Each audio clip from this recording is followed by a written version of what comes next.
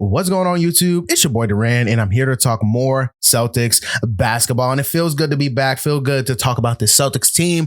And let's just start with this game on this Sunday afternoon. Boston Celtics winning a 42-point blowout, 102-144 against the Kyle Kuzma-less Washington Wizards. And Jaylen Brown, the further away we get from that ankle sprain that he suffered about 3 weeks ago or 2.5 weeks ago, the better he gets. Let's talk about this game. He was a force. I mean, he came out, initially started in game, 9 straight points, three after three. I mean, he has just been automatic these last 10 games. And let's talk about his splits these last 2 games. 55, 47, and 81, 27, 5, and 3. In this game, he was 32, 7, and 5, 12 of 17 from the field, 4 of 5 from 3. He is on the best stretch of his career. And I know everyone's going to talk about that All-Star game season. I've never seen a stretch. This is the best version of Jaylen Brown. I've never seen a stretch in that All-Star season that compares to like this. Jaylen Brown is the best version of Jaylen Brown we've ever seen. Like, he is just unreal right now. He's shooting the ball like prolifically. He's driving to the rim at will. That reverse left-handed layup is automatic. Coming off the screen when he does a step back, it's kind of like James Harden. Like, it's just automatic. He's figured it out. Offensively, he looks great. And let's talk about this game. I'm not going to talk too much about the offense, but because the score speaks for itself. The defense, I still think there are things to be tweaked and things to be fixed.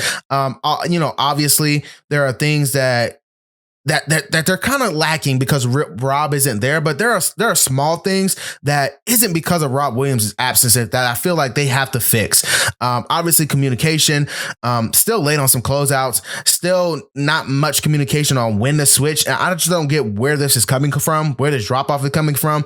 And I think it's just everyone's just kind of getting, it's kind of getting settled in with this new rotation with Rob out. Things are different. Things are different when you're missing players. Like, things are different. You have to change the way you play, and then you have to kind of find that groove again and find that rhythm again.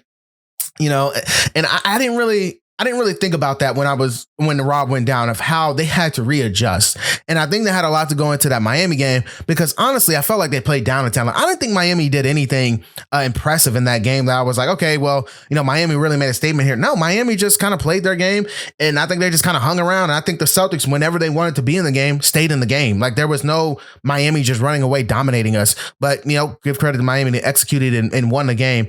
But again, going back to the Celtics and going back to this game, Derek White getting out of his shooting slump. That's an important thing. He was 17, 5, and 3. I think he was shooting he shot pretty good in the last game. He's shooting bad. Like, he was just breaking everything. I mean, this guy was just stacking them up like a goddamn construction worker. I mean, brick, like it was cement, like all types of shit. Like, it was bad. It was horrible. It was bad. But like, Derek White was not playing a good brand of basketball.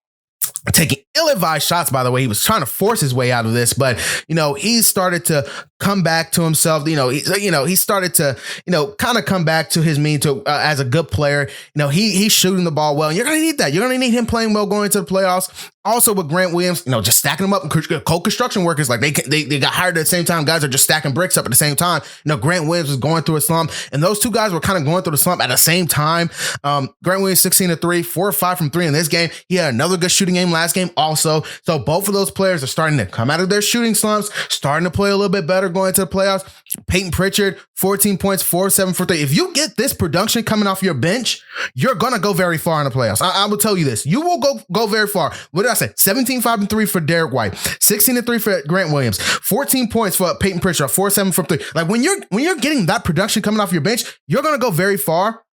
And you're going to make a deep playoff run. So it's very important that these players are playing well going to. Those are the things that I focus on, is the playoff thing, the little things that we need to go deep into the playoffs. So those 3 players playing well, because of those are your 3 main bench players that you're going to need to contribute. They're playing well. They're going into the playoffs. And that also goes into my next point. Should the Celtics be ducking the Nets? Hell no.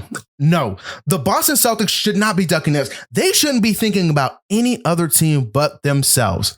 The Brooklyn Nets have been playing awful. So why would they be thinking about them? They're like a 9 seed currently, and they might not even make the playoffs because the play-in, by the way, is not the playoffs. You have to play in to get in the playoffs. Like, it's not the playoffs. It's the play-in. You're in a tournament. You're trying to get in the playoffs. That's the whole point. Those teams have to play each other to get in. And as you've seen from the Brooklyn Nets, they are liable to drop pretty much any game because they have one of the worst defenses in the entire NBA. So in a single game elimination, and they have to play LaMelo Ball or Trae Young, they are liable to lose that game. So now you have just forfeited more home games to try and maneuver yourself for a team that's not in the playoffs.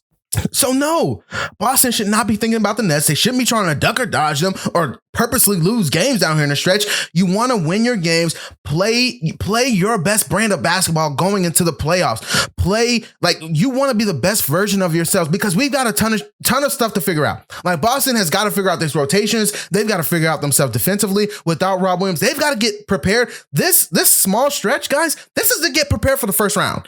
Like we've got to get ourselves together, get ourselves playing well, and figure out what our rotation is going to be for the first round because more than likely Rob's not playing in it. Like I think Rob Williams will be back earlier than the 4-week projection because he sounds very well, but more than likely he won't play the first round. And we got to get ourselves together. We shouldn't be worried about the Brooklyn Nets or what they're doing. They're a 9 seed. They might not even make the playoffs. No, they shouldn't be worried about them. I'm not saying this as, trying to be arrogant that we'll run over the Brooklyn Nets or anything. By the way, I'm not scared of getting eliminated. We're not getting eliminated by the Brooklyn Nets if we did match up with them. Just keep that in your mind. Just wanted to make that point made. We're not getting eliminated. I'm not scared of being eliminated by them. I wouldn't want to play the Nets because I just don't want to play a long series. You always want the more favorable matchup when you're in a playoff matchup in the first round. That's the whole point of climbing the rankings, so you can get an easier opponent, more home games. You want to play you want to have an easy breeze the first round, then you ramp it up in the second round and the third round.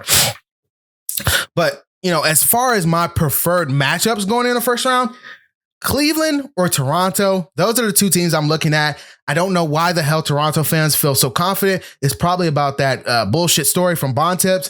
Listen, Jaylen Brown said today, anywhere, any place, any team, I will be there in the playoffs. He's going to play in the Raptors. He's a part of the NFL. He's part of the NBA PA. They're not going to talk about their status. They've drawn a line in the sand. We're not going to talk about player statuses. We're not going to do that. He is I think he's like the president or the vice president of the NBA PA. Like he's not speaking about it. Like that's the whole point of it. I'm not even going to tell you my vaccination status because I don't want you to do the process of elimination game. I'm not giving you that. That's the whole point of him not saying anything. But, obviously Bontemps didn't want to do his research and neither did Brian Windhorst. They just want a stupid story and they're not even going to retract any of their stories. You know what they'll do? They'll delete it and never talk about it again.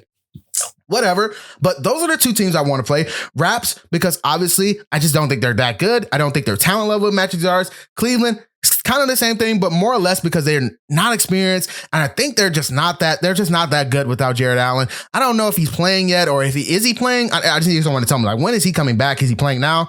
I don't know. I just don't think Cleveland's that good. So those are the two, obviously, weak links in the playoff picture.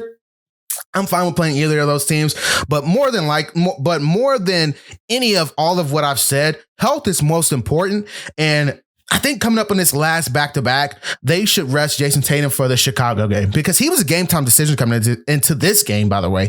But with the way Jaylen Brown's playing, the way the team is playing, and the way Chicago's playing, honestly, you might can rest him in Chicago and steal that game. You might. Who knows? But then you play the Bucks. Depending on whether the stakes when you play the Bucks, is this for the 2 seed, or do we have to beat the Milwaukee Bucks, or are we pretty much locked in? Then you might be able to rest your whole team and then go ahead and consider health over seeding. That's my whole overarching point in general, that they should be focusing on health over the seeding. Not the Brooklyn Nets are avoiding them. They shouldn't be avoiding that. They should be trying to play their best basketball. But if those things come up and guys need days off, definitely abide by that. Definitely play it safe, especially with the Rob Williams injury. They should be thinking about health over seeding. But I think the Celtics are in with the 2 seed. I really do. I think the Celtics are in with the 2 seed and hopefully match up with Toronto or Cleveland. As always, guys, I have nothing left for the video. I'll be trying really hard, you guys. I'm going to be covering. That's my goal, to cover as many of these Celtics games left, but also I want to cover every single playoff game for the Celtics this year. If you have anything you guys want to say, like, comment, and subscribe. Peace.